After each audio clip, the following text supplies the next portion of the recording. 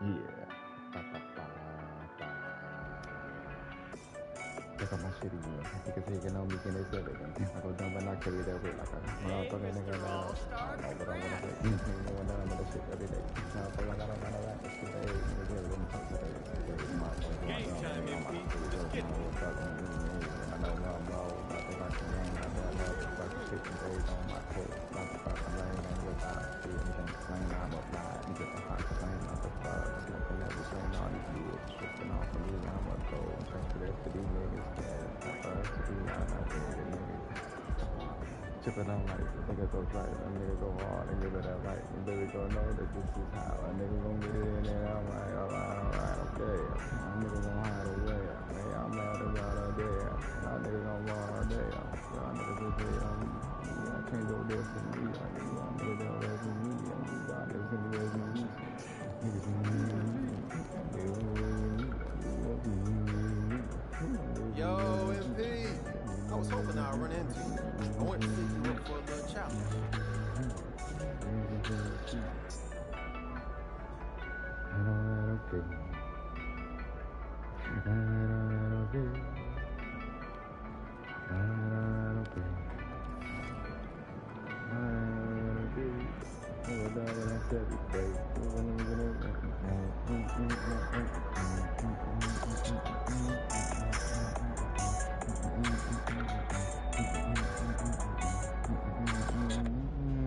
Switch to Sensodyne sensitivity.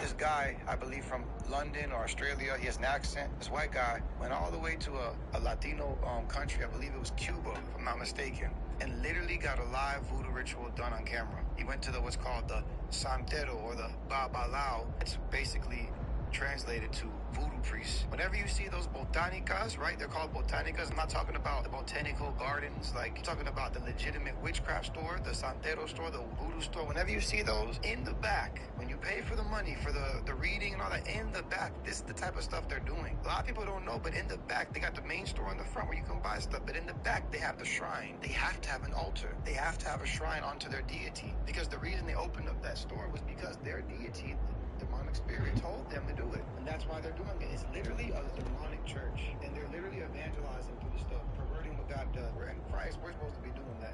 We're supposed to be having Christian merch, and Christian items, and Christian stores, and Christian churches, and all that, and expand the kingdom through that, and open up our doors to people to come. Not every church does that, but anyways, let me stay on topic. This is a live voodoo ritual.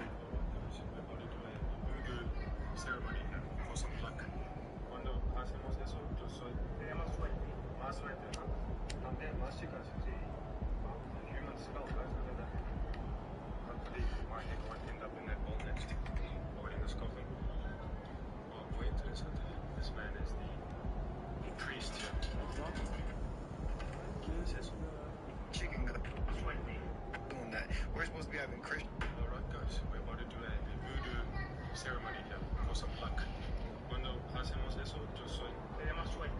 Más suerte, ¿no? También más chicas, sí. A human skull, guys, look at that. Hopefully my head won't end up in that bowl next or in this coffin. Oh, muy interesante. This man is the priest here. ¿Qué es eso? Chicken guts. Alright guys, we're about to do a voodoo ceremony here for some luck. Cuando hacemos eso, yo soy de más suerte. Más suerte, ¿no? También más chicas, sí. Oh, the human skull, guys, look at that. Hopefully my head won't end up in that bowl next or in this coffin. Oh, muy interesante. This man is the priest here. ¿Qué es eso? Chicken guts. Stepping on glass. Look at those horns.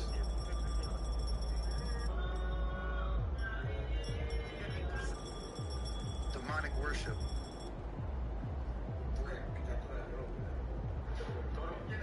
Yep, get butt naked. Woo!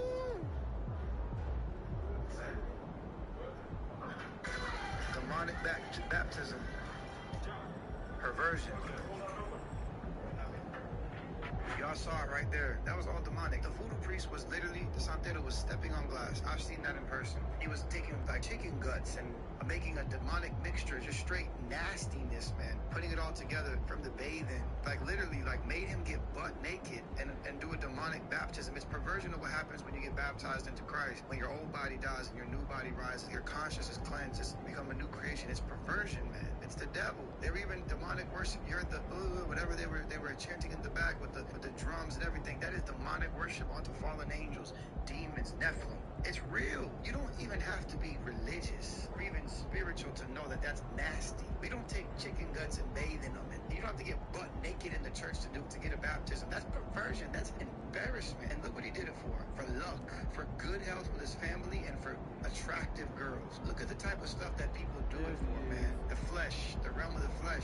This man doesn't even know that he went in there and got curses put on his bloodline from that simple ritual. That simple rituals that he did, put curses on his bloodline. And now he's gonna have to go through extreme torment because of what he put on himself. And remember, you gotta pay money for those things. By the way, how do I know all this? We're in the month of October. It's about to be Halloween. That's where I'm dropping these videos. I know this because I did it. I've been to the back of voodoo shrines. I remember I was in Little Haiti, Miami, and I went out there because I wanted to go see a voodoo priest. This is after I already went to Haiti, after I went to New Orleans. I was looking to be more enlightened and learn more. So I went to Little Haiti, Miami. If you know where that's at, that's in the hood. It's near Wynwood. It's in the ghetto. And I went out there to a botanica, a witchcraft shop, like I said earlier. And I walked in there, and there was a woman. There's a whole bunch of witchcraft stuff and all that. I said, where's the Ugan, the Bakor, which is in Haiti, is the voodoo priest. She was like looking at me like, what's wrong with this Bilan? If you're Haitian, you know what I'm talking about. This white dude. If you're not Haitian, if you're not black Haitian, you're white. You're like a gringo. You're a white boy, regardless of your color.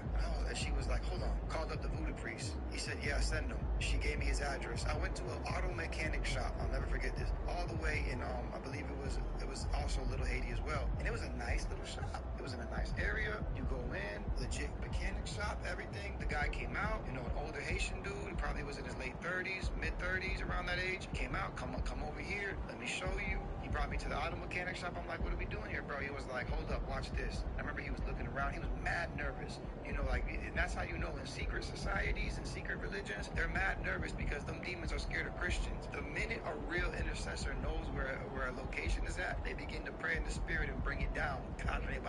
Hallelujah for all the intercessors out there. God bless you. Start bringing down altars and bringing down strongholds in Jesus' name. That's why a lot of them like to hide. That's why when you try to go on with the camera, they don't like it. They don't want to be seen. You can come to the Remnant Revival Outreach Center. You can record whatever you want. I'll even do an interview for you. A welcome. Anybody can come. And that's because we have nothing to hide. But anyways, I went in there. I remember the voodoo priest was like, come to the back. He opened up this back door. I'll never forget. And I looked inside. I was like, well, it was a whole shrine, a hole in the ground where they have fire that comes from it, where they jump over it. They even had a wash thing like you just seen in the very back where people would bathe. They had a whole bunch of bowls, the old school ones where they with the big the big spatula type things where they do witchcraft with herbs and all types of stuff. They had a whole bunch of bottles of alcohol. Man, they had like 15, 20 altars onto different deities, demons, I mean, I was like, they had candles lit.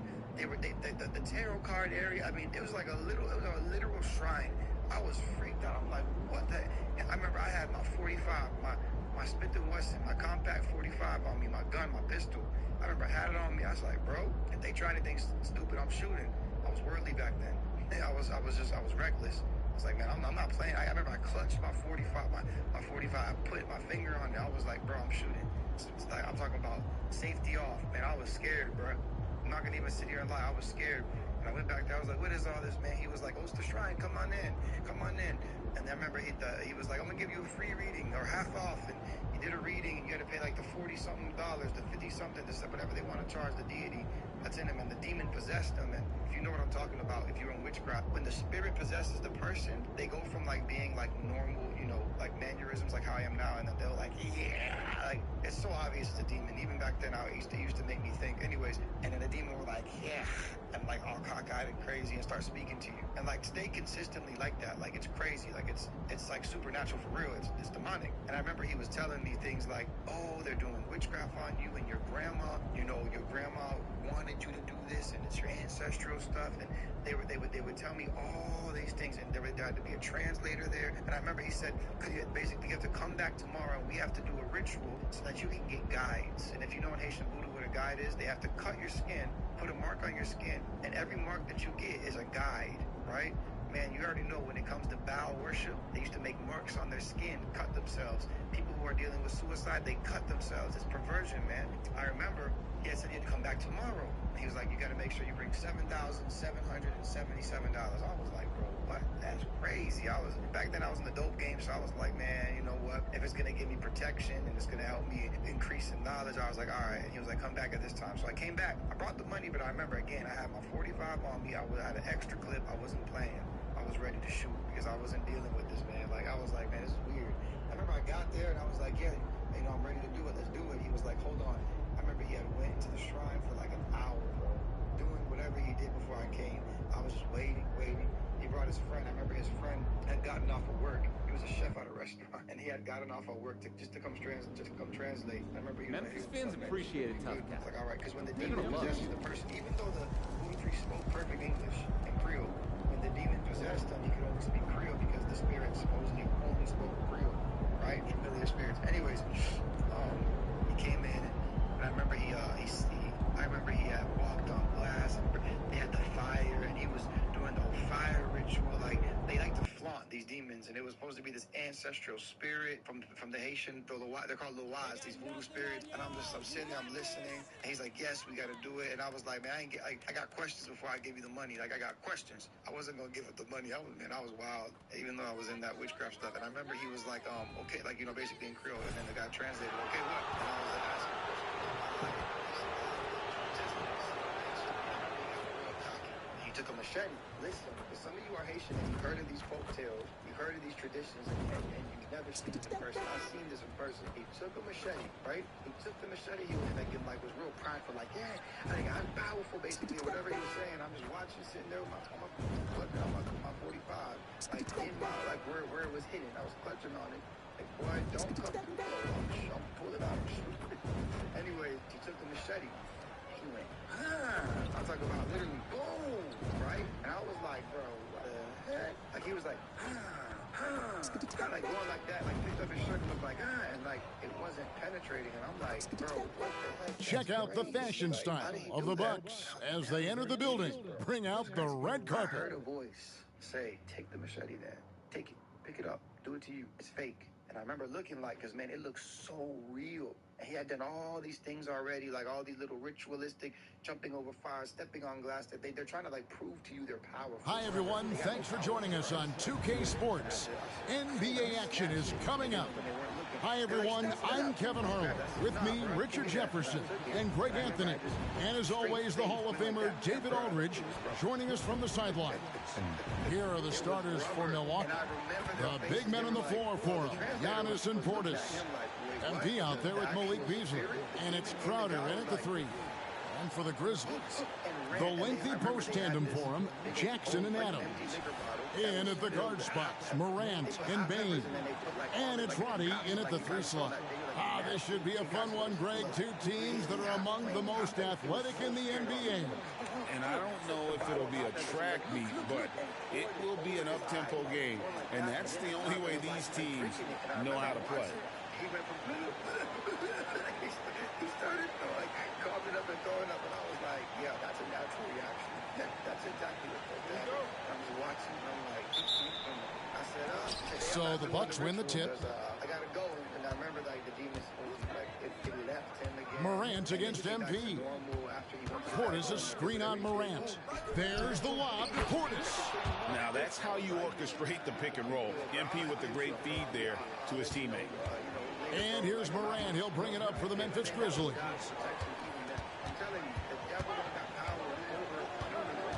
With the drive and finished off by Morant. Taking matters into his own hands. Yeah, we didn't expect to see that kind of finish. A point guard getting up like that, boy, that is special. And contact on the shot, so he'll be shooting free throws here. That one's on Morant. Wow, that's a really nice job from MP to invite the contact and then get to the line. First trip to the line for him here. So they get over that. There's new levels. We're just being trained. That's why we don't focus on things. We don't focus on the devil. We cast them out. Go to the abyss. We focus on God. We focus on Christ. We already beat the devil. Christians on Halloween, they are they're so scared. That free throw, no good. With MP, not only do you get a great guy, you get a player with tremendous work ethic. This guy, he is a coach's dream. Now here's Morant. His last outing, we saw him pour in 22. Driving to the basket. And then Morant slams it in. As usual, Morant bringing down the house. And they're bringing you up close and personal on the AT&T 5G Slam Cam. Greg, for a franchise like Memphis, is there a specific way they have to build? Through the draft. I mean, they aren't going to get the huge A-list free agents, so you have to hit on your picks. You also have to keep your guys happy. Sign them to smart extensions. And they've scored several times already here in the first quarter on the inside. Screen by Antetokounmpo. There's the lob. Antetokounmpo hammers the alley-oop through. And if you're looking to make a big play with the pass, you've got to love Giannis. He's a big target on those alley-oop lobs. First quarter, about a minute and a half in. Morant against MP. Morant passes to Roddy. Down low, here's Adams, and Adams with the slam. And that's how you lead a team, literally. Morant against MP. And MP throws it down. And when MP gets that close to the rim, you know he is looking to finish with authority. Morant against MP. Morant with the bucket. Morant's got 6 points. And those are the kind of nice inside looks they've gotten here in the first half. The drive by MP. Misses in close. And really, despite that miss, they've had a solid start offensively. And they double up Morant. Here's Adams, and Adams with the slam. Oh, he threw that one down. Adams, one of the fiercest competitors in the league. Giannis kicks to MP. Giannis sets a screen for MP. Back to Antetokounmpo. Some solid defense there from Jackson. They timed up the layup perfectly. The D saw it develop and got there to bother the shot. Here's Morant. Sweet little floater. He's got 8. And not hard to see why they are giving up points on this run. Just too many good looks from in close. Portis a screen on Morant. There's the lob to Portis. And Portis throws it down. That's on the defense there. When MP senses one of his guys is open, he hits him right away. Memphis leading by 5. Morant outside. And the Grizzlies tack on 2 more. Man, have they've been effective at getting the ball inside. First quarter play and just over 3.5 minutes in. MP, no good. And here are the Grizzlies now. They're on a 16-7 run.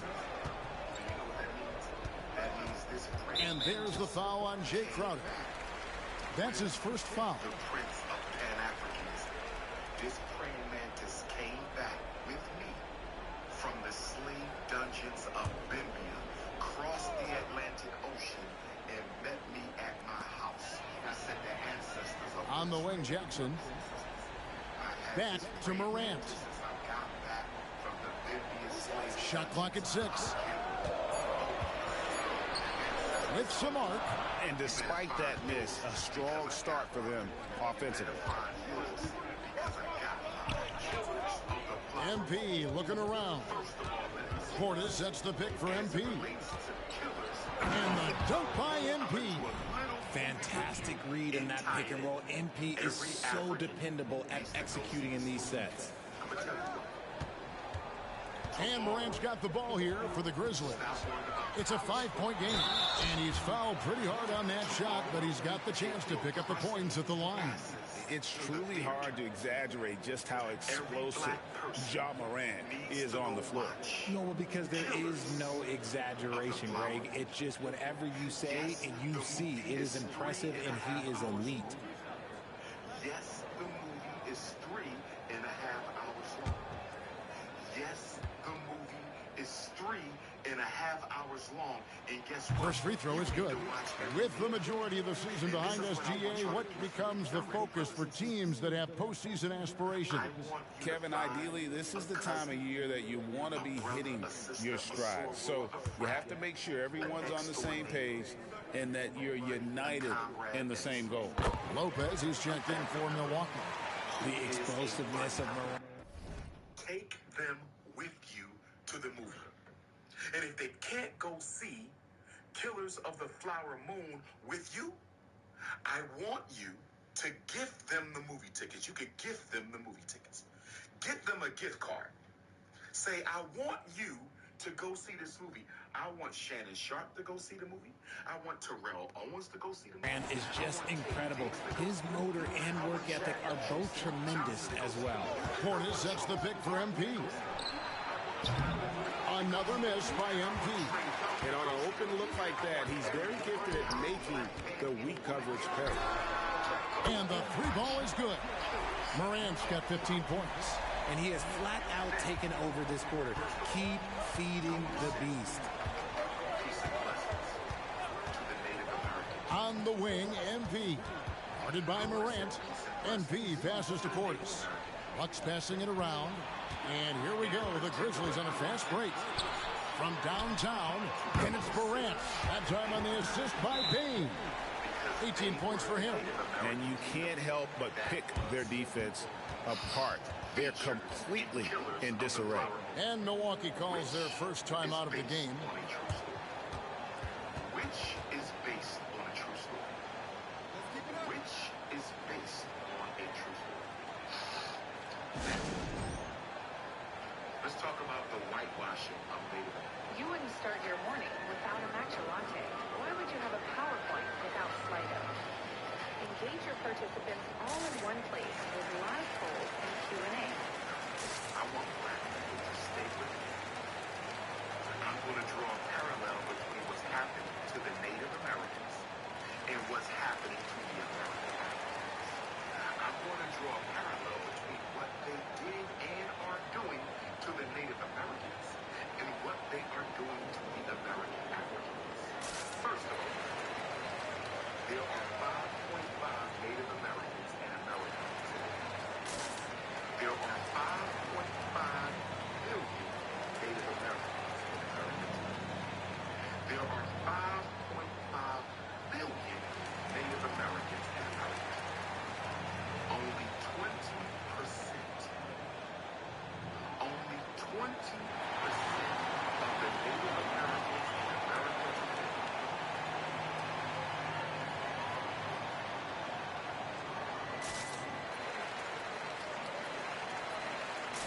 And a chance now to see how teams are faring across the league. Here's the latest edition of the Power Rankings. You look at the Grizzlies. They're moving on up. 4th spot in the rankings this time around. And seeing where the Bucks are, they've fulfilled expectations and then some.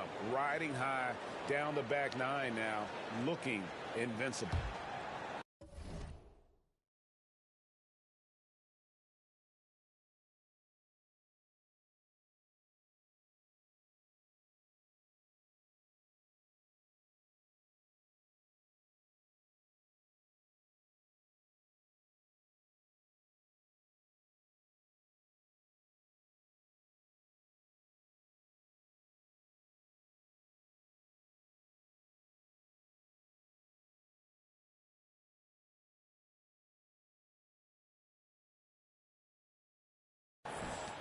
Bucks trail by 13.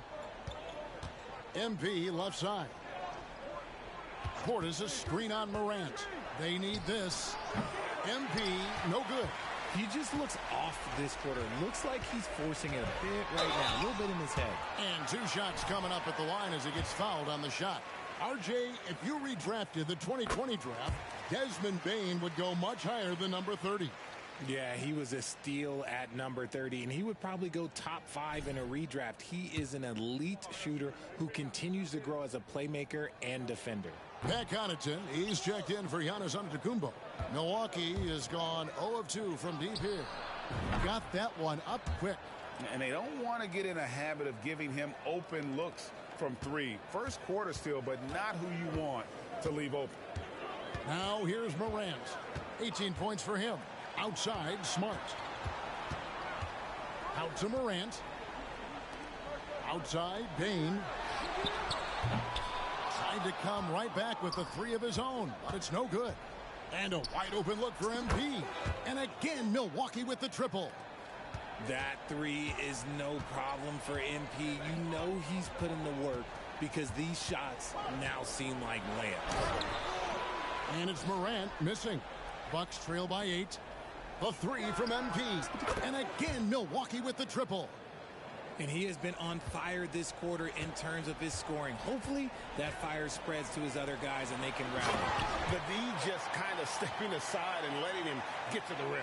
There's a reason, GA, the lead is what it is right now. Yeah, it's going to take better rim protection than that if they're going to climb out of this hole. Lopez, a screen on Morant. A 3 from MP. That one misses. It's his 5th miss. He's made 4 baskets.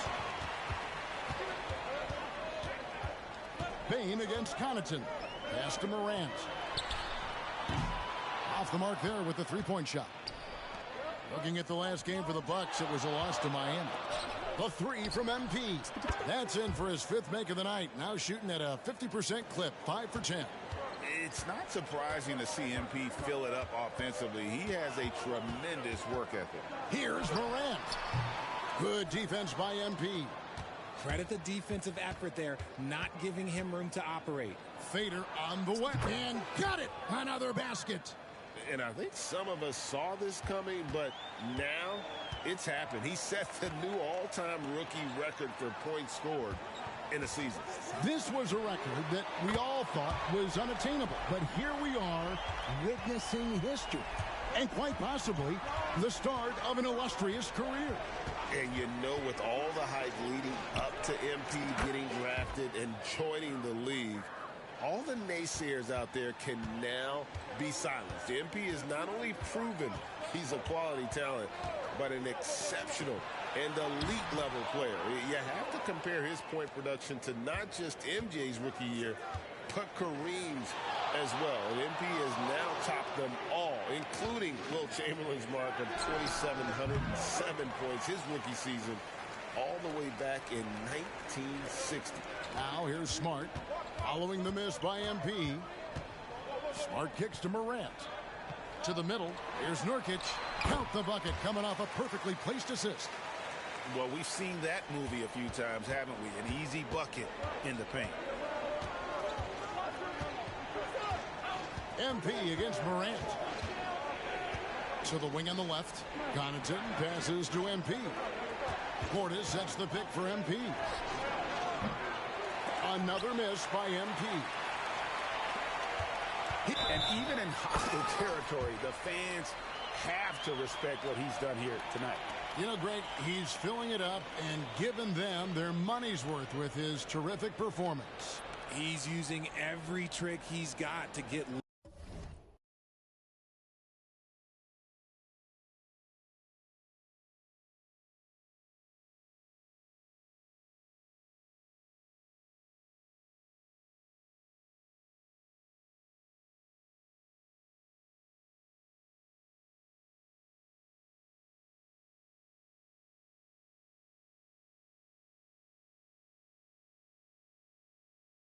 Looks at the basket, and they are all.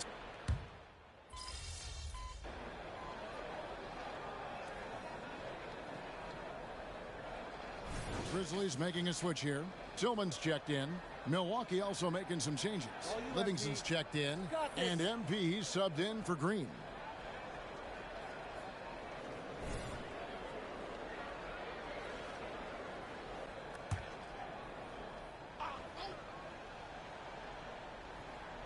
They've got Marcus Smart. He's out there with Luke Kennard.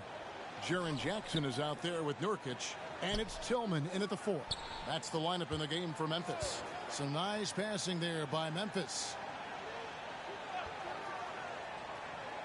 Connaughton against Kennard. Shot clock at 5.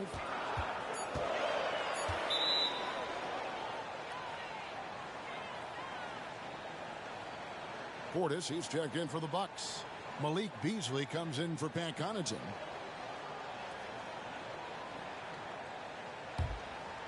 Here in the second quarter, we've played a little over 2.5 minutes now. A moment now to hear from our sideline reporter, Hall of Famer David Aldridge. David.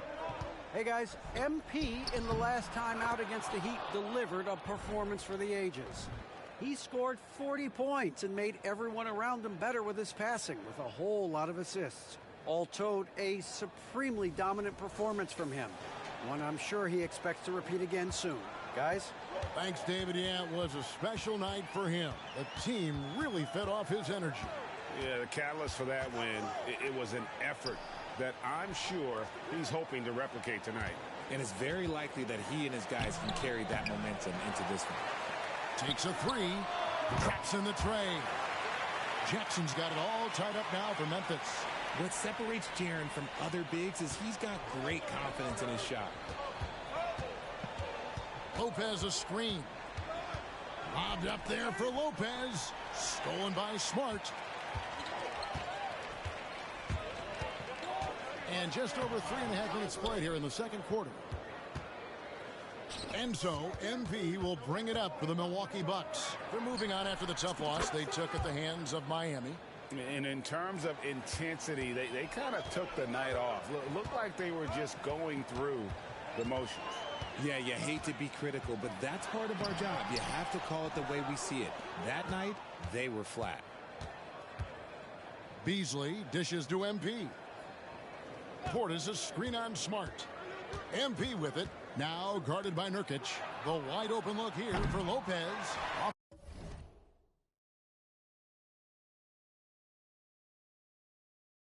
Target with his 3.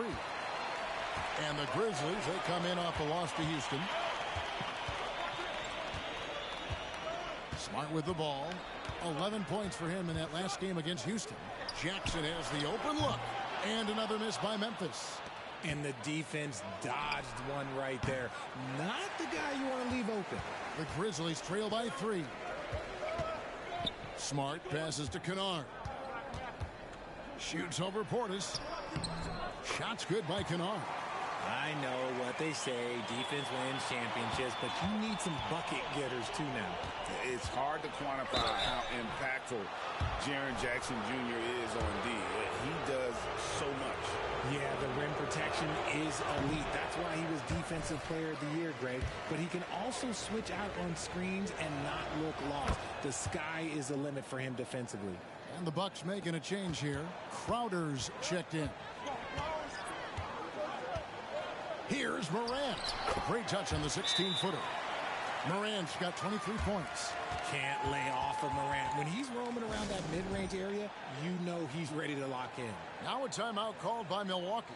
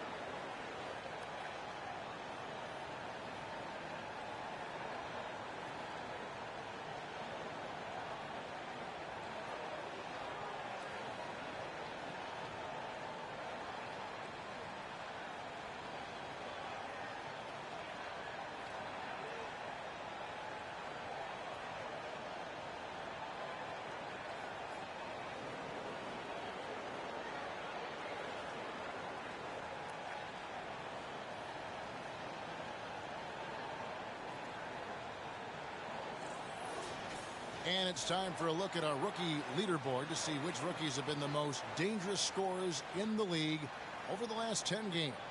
MP is number 1. That's just an impressive scoring run. And guys, I don't think he's done.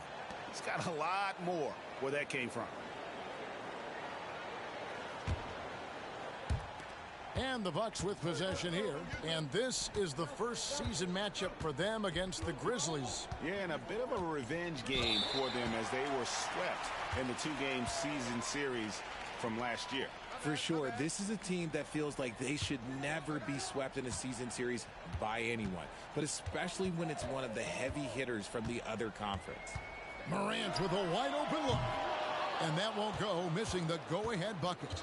And after connecting twice from deep in the first quarter, he hasn't been able to drain another here in the second. And Smart the bucket on the assist by Adams. And the Grizzlies lead by 2. And let's get your take, guys, on the hustle stats for the Grizzlies. From the tip, they are not making things easy on them. Lots of steals, playing disruptive basketball. And the other thing, I love how they're playing up tonight, getting into ball handlers and forcing some turnovers. Lopez, he's checked in for the Bucks. Morant against MP. Pass to Roddy. No good from outside. Milwaukee's gone for the three-pointers 7 times here in the second and been successful 3 times. Passes it to Portis. Easily outside.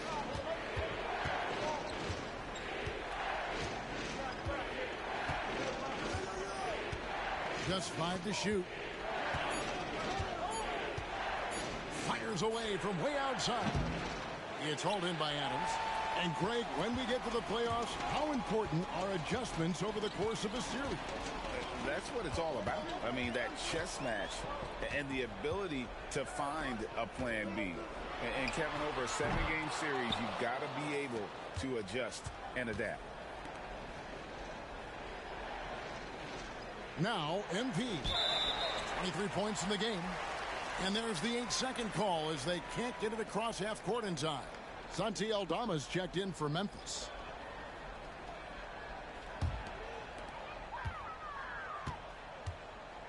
Here's Bain. He had 25 points last game.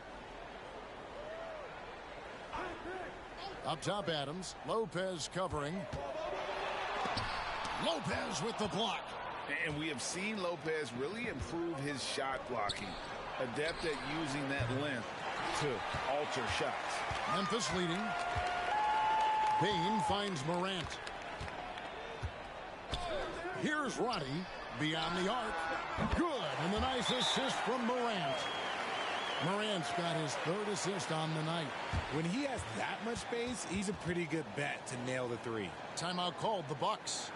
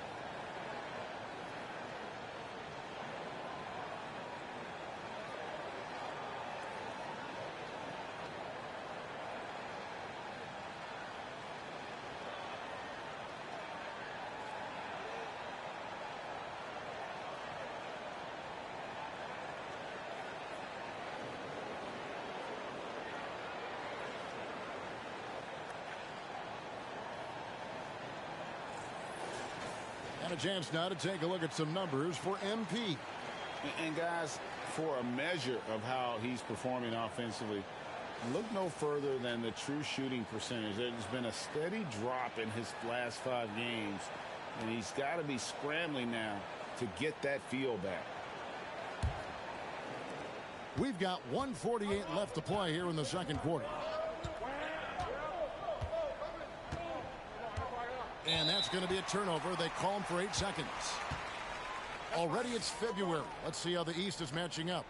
You take a look at the Bucks. Very strong season they've had, always at or near the top of the conference, and right now they're in first place in contention for that, exactly where they want to be as they close in on the postseason. Well, I think for Milwaukee, they had a few critics coming into the season, and now